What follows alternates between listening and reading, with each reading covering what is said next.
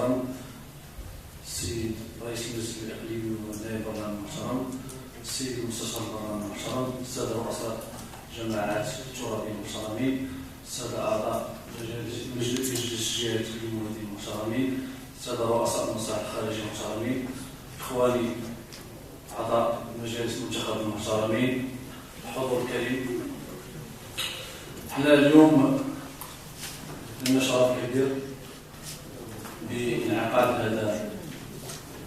هذه الدورة على نفوذ جماعة المحبس التي لا تبعد عن المخيمات اللاجئين بكيلومترات قليلة.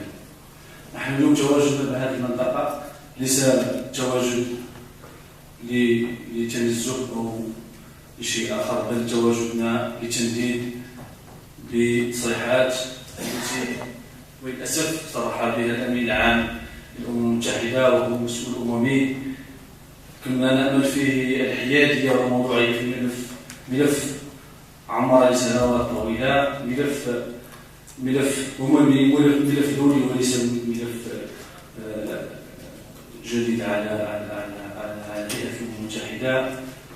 تصريحاته كانت للأسف تصريحات غير بناءة، تصريحات مست مشاعرنا، مشاعر مغاربة قاطبة من طنجة إلى البويراء. نحن تواجدنا اليوم هنا لتنديد بهذه الكلمات اللا مسؤولة، هذه الكلمات اللا أخلاقية. نحن نطلب منه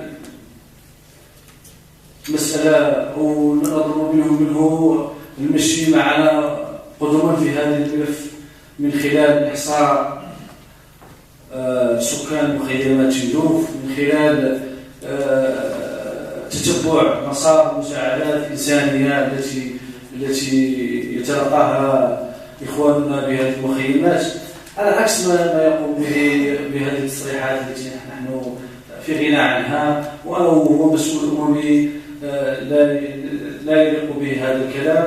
وحنا الحمد لله اليوم في وطننا، وجميع المغاربة في وطنهم، ونتواجدوا في وطننا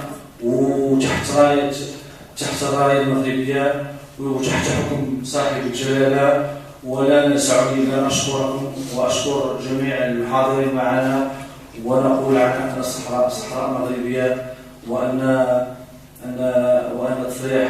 هذا التصريح لا يليق به، وندد به تنديدا شديدا. وشكرا والسلام عليكم.